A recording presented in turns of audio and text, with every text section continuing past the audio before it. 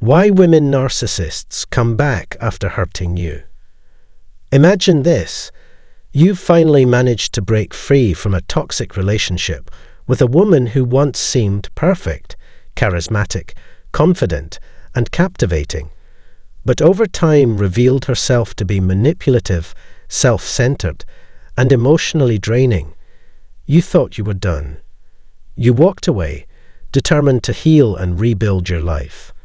But then, out of nowhere, she reappears. Maybe it's a text message filled with apologies, a social media post hinting at regret, or even an unexpected visit. Her reappearance feels like a whirlwind of emotions, confusion, anger, hope, and fear all swirling together. Why does she come back after hurting you so deeply? Is it genuine remorse, or is there something darker at play? Today, we're diving into the psychology behind why women narcissists return after inflicting pain, uncovering the motivations that drive their actions, and equipping you with the tools to navigate these moments with clarity and confidence. If you've ever wondered why someone who caused so much harm would suddenly re-enter your life, or if you're currently grappling with the reappearance of a narcissistic ex, this conversation is for you. Together, we'll explore the intricate dynamics of narcissistic behavior, shedding light on why these individuals oscillate between cruelty and charm, abandonment and pursuit. Along the way, I'll share insights from psychological research, real-life examples, and practical advice to help you understand not just why they come back, but also how to protect yourself when they do. So grab a cup of tea, settle in, and prepare to arm yourself with knowledge that could change everything. And hey, don't forget to hit that subscribe button, give this video a thumbs up, and share it with anyone who might benefit from learning about this critical topic. Trust me, by the time we're done, you'll not only understand the motives behind a narcissist's return, you'll also discover how to reclaim your power and avoid falling back into their trap. Let's start with a question. Have you ever noticed how some people seem incapable of letting go, even when the relationship has clearly run its course? For women narcissists, walking away isn't just about losing someone. It's about losing control, validation, and a source of supply that fuels their fragile ego. Psychologists explain that narcissists thrive on external admiration, attention, and dominance. When you leave, you disrupt their carefully constructed narrative of superiority and indispensability. Their inability to tolerate this loss often leads them to stage a comeback, hoping to regain the upper hand. Understanding this mindset is crucial because it reveals the true reason behind their reappearance. It's rarely about love or genuine remorse. Instead, it's about restoring their sense of power and ensuring they remain at the center of your world. Before we dive deeper, let me take a moment to thank you for being here. Your curiosity and willingness to learn are exactly what drive meaningful conversations like this one. If you find value in what we're discussing, please consider subscribing to our channel. It not only helps us reach more people, but also ensures you stay updated on future content designed to empower and educate. And if you know someone who could benefit from understanding why women narcissists come back after hurting others, whether they're dealing with toxic relationships, workplace drama, or family conflicts, don't hesitate to share this video with them. Together, we can create a community of awareness and resilience. So, let's talk about the first reason women narcissists return, the need for validation. Have you ever felt like you were nothing more than a mirror reflecting their idealized image of themselves? A psychologist would emphasize that narcissists depend heavily on others to affirm their grandiose self-perception.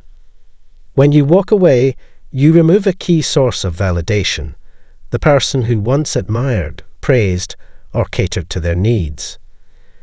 This absence creates a void they desperately want to fill, prompting them to come back and try to win you over.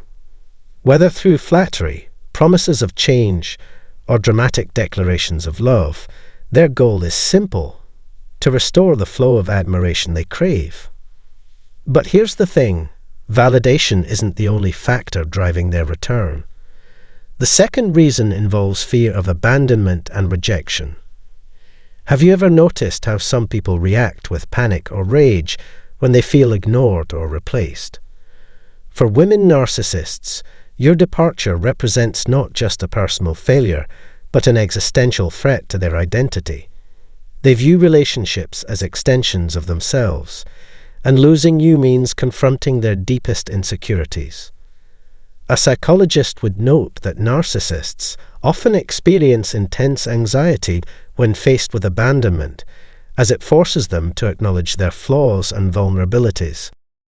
By coming back, they attempt to soothe this discomfort while simultaneously reinforcing their belief that they are irreplaceable. Now let's address another critical factor: competition and jealousy. Have you ever sensed that your ex-narcissist becomes especially persistent when they perceive you moving on without them? To a narcissist, seeing you thrive independently, or worse, forming new connections, is unbearable. A psychologist would highlight that narcissists struggle with feelings of envy, particularly when others succeed where they feel inadequate. Your progress serves as a mirror reflecting their stagnation, triggering a desperate need to reclaim dominance. By re-entering your life, they aim to sabotage your growth, provoke guilt, or remind you of their presence, all in an effort to assert control and diminish your achievements. Here's where things get really interesting. The fourth reason centers around hoovering tactics. Have you ever received a message or call from your ex-narcissist that seemed eerily timed, almost as if they knew exactly what to say to reel you back in? Hoovering is a manipulative strategy used by narcissists to suck you back into their orbit, much like a vacuum cleaner pulling debris back in. Psychologists describe hoovering as a calculated move designed to exploit your emotions, whether through guilt tripping, love bombing, or playing the victim. These attempts often occur during vulnerable moments, when you're feeling lonely, stressed, or nostalgic, making it easier for them to exploit your weaknesses. Recognizing hoovering for what it is, a tool of manipulation rather than a sign of genuine change, is essential to resisting their advances. Speaking of manipulation, let's explore the fifth reason: maintaining a backup plan. Have you ever suspected that your ex-narcissist kept you around as a fallback option, just in case their current situation didn't work out? A psychologist would explain that narcissists often juggle multiple sources of supply, ensuring they always have someone to turn to when needed. Returning to you isn't necessarily about reigniting a meaningful connection. It's about securing a safety net. This mindset reflects their transactional view of relationships, where people are valued based on utility rather than mutual respect or affection. Understanding this perspective helps you see their reappearance for what it truly is: a strategic move rather than a heartfelt gesture. Of course, none of this means you should entertain their attempts to reconnect. The sixth reason focuses on testing boundaries and regaining control. Have you ever felt like your ex-narcissist was probing to see how far they could push before you snapped? Narcissists thrive on testing limits, using trial and error tactics to determine what they can get away with. By coming back, they assess whether you've moved on emotionally, or if they still hold sway over your thoughts and feelings.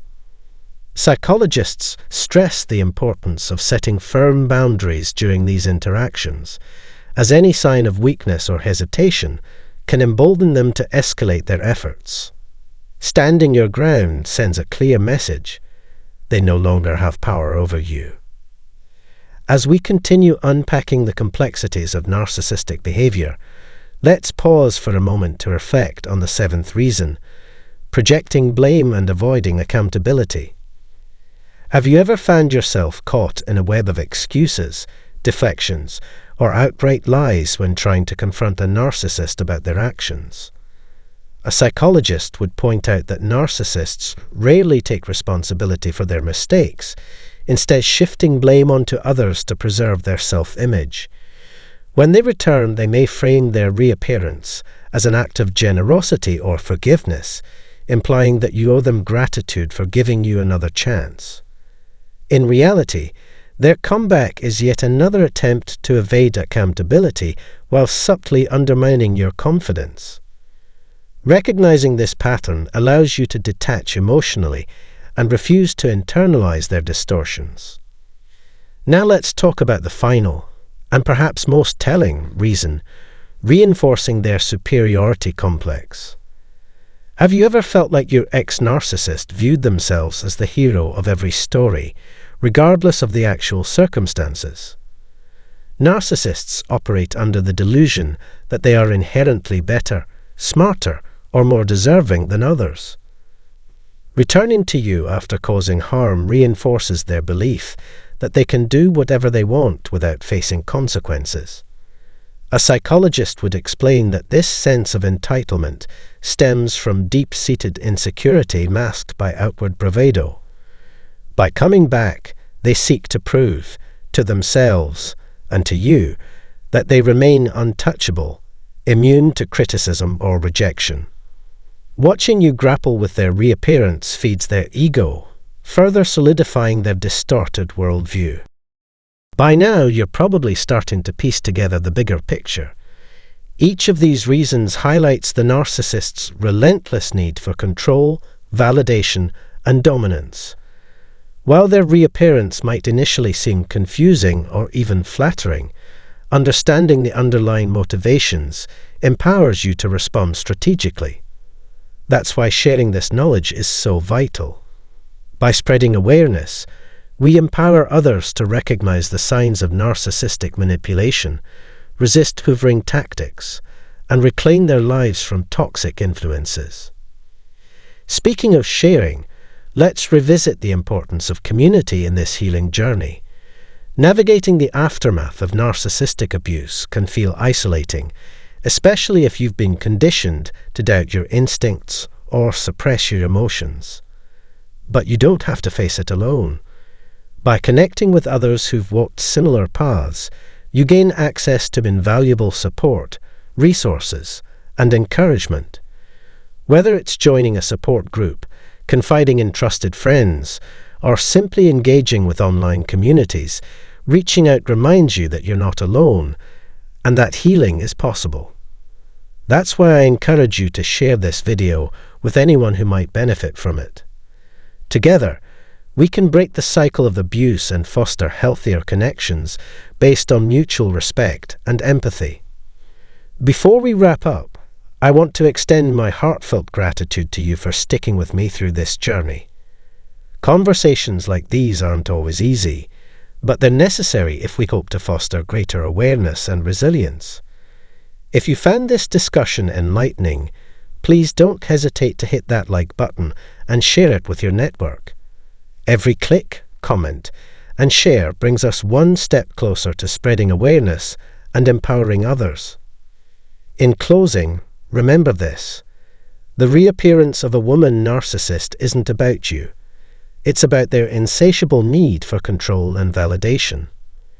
By focusing on your healing, setting boundaries, and refusing to engage in their manipulative games, you reclaim your power and silence their noise. Whether you're currently navigating the challenges of a narcissistic relationship or seeking inspiration to move forward, I hope this exploration has provided valuable perspective and motivation. Thank you for joining me today, and thank you for being part of a movement toward greater empathy, resilience, and authenticity.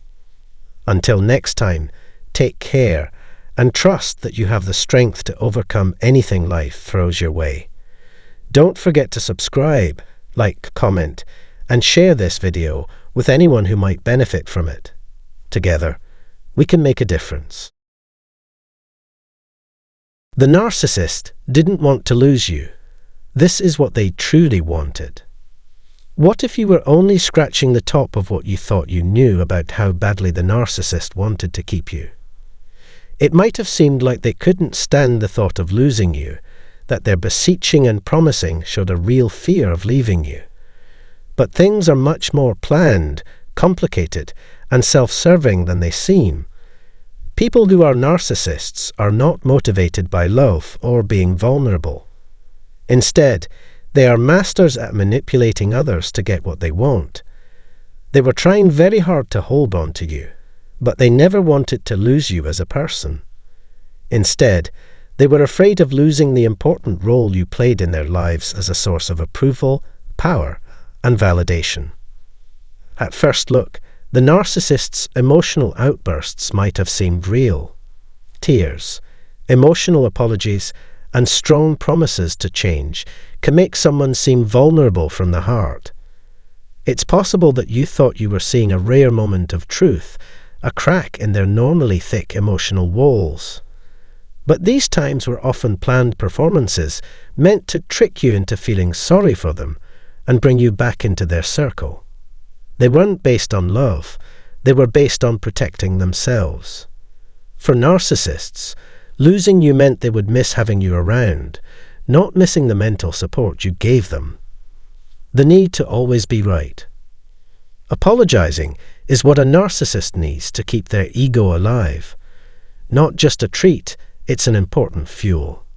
Every praise, bit of attention, and even fight made them feel better about their fragile self-image.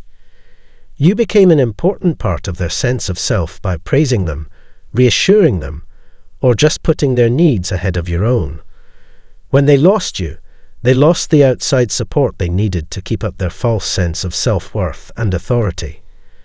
They wanted to keep you close not because of the relationship you had, but because you were useful to them. Every nice thing you said or did for them, every sacrifice you made, built up their carefully built image.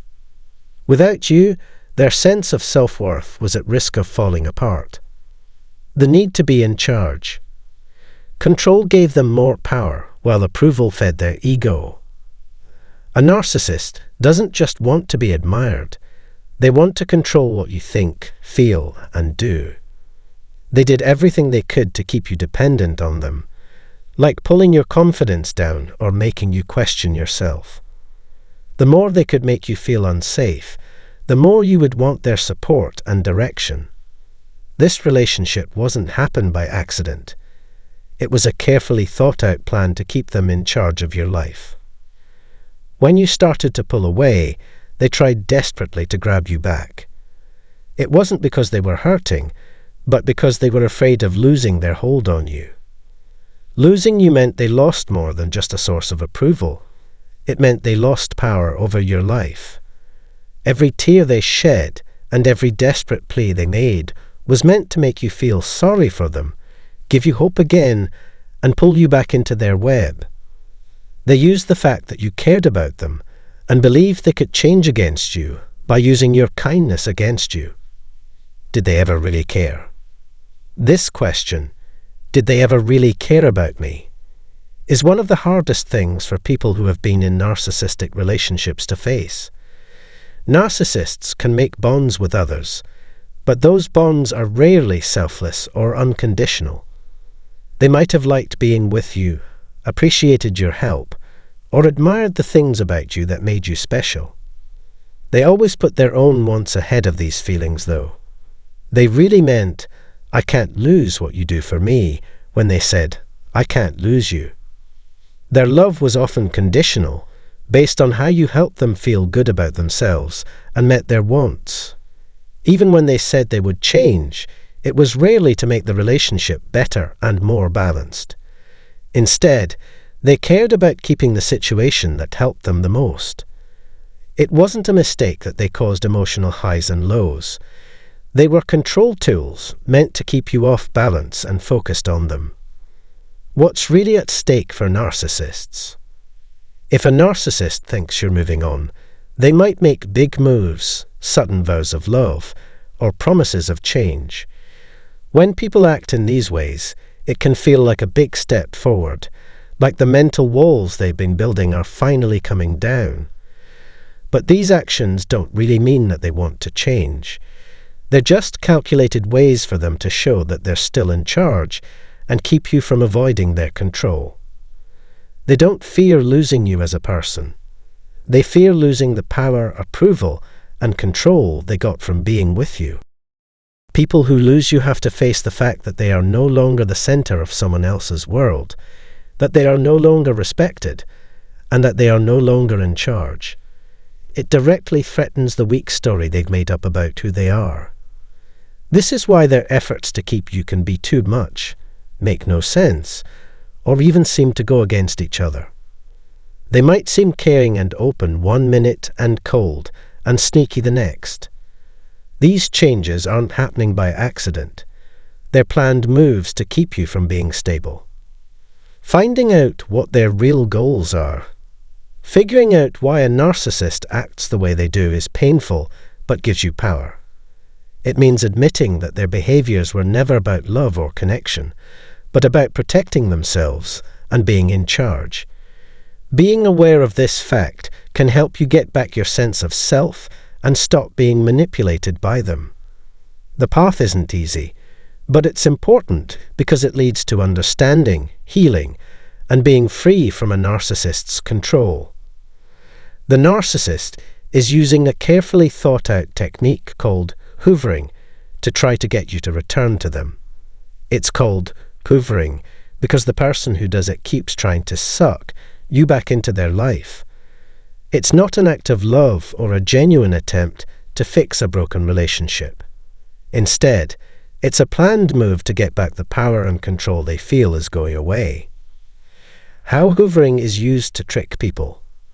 There are many ways that hoovering can show up, and each one is meant to take advantage of your feelings and weaknesses. You never know when the narcissist will apologize deeply and make big claims to be everything you've ever wanted. The next time, they might try to make you feel bad by talking about your past together or the things they say they gave up for you.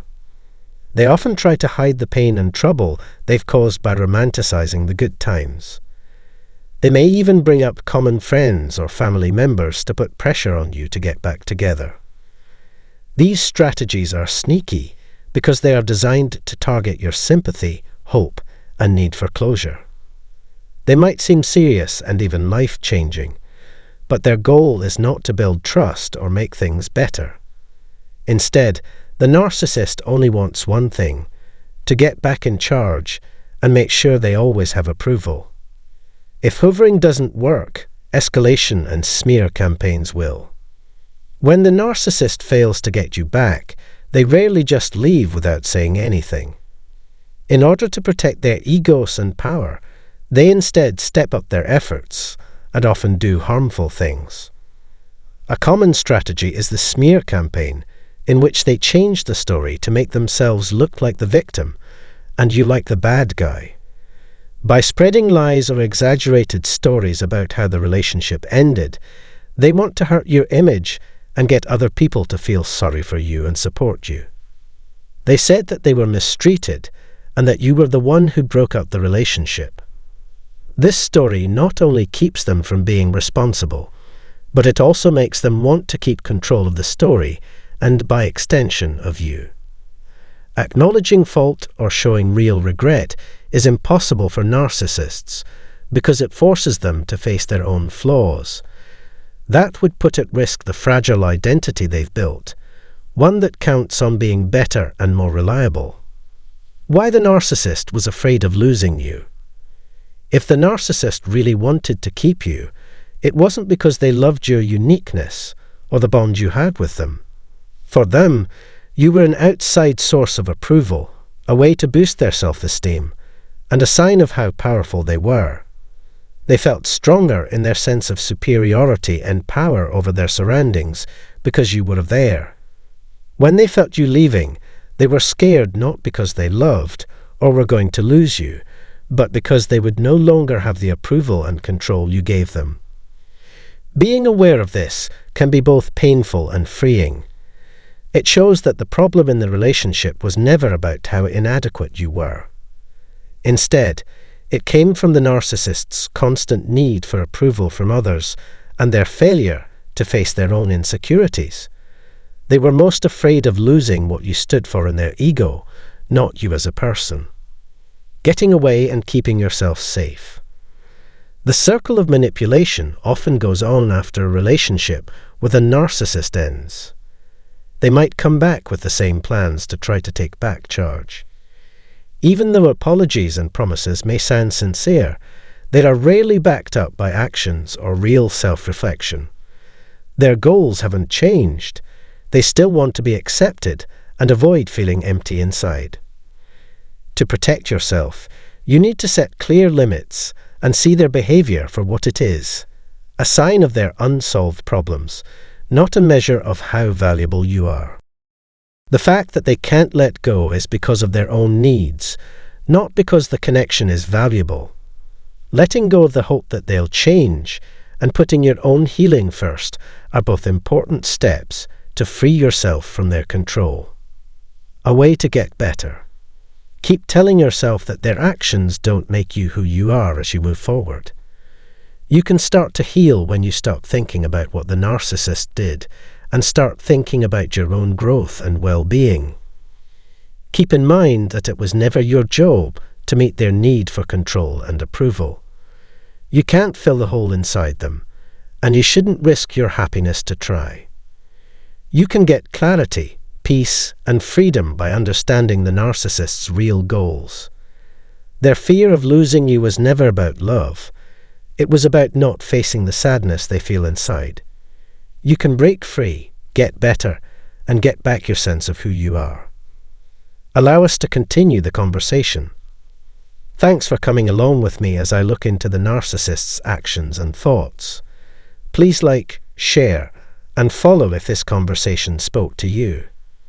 With your help, we can make material that will inspire and teach other people on their journeys. Have you ever been with a narcissist who wouldn't let go? Tell us about your story in the space below. We can help each other understand, heal, and grow if we work together. Until next time, put your health first and take care.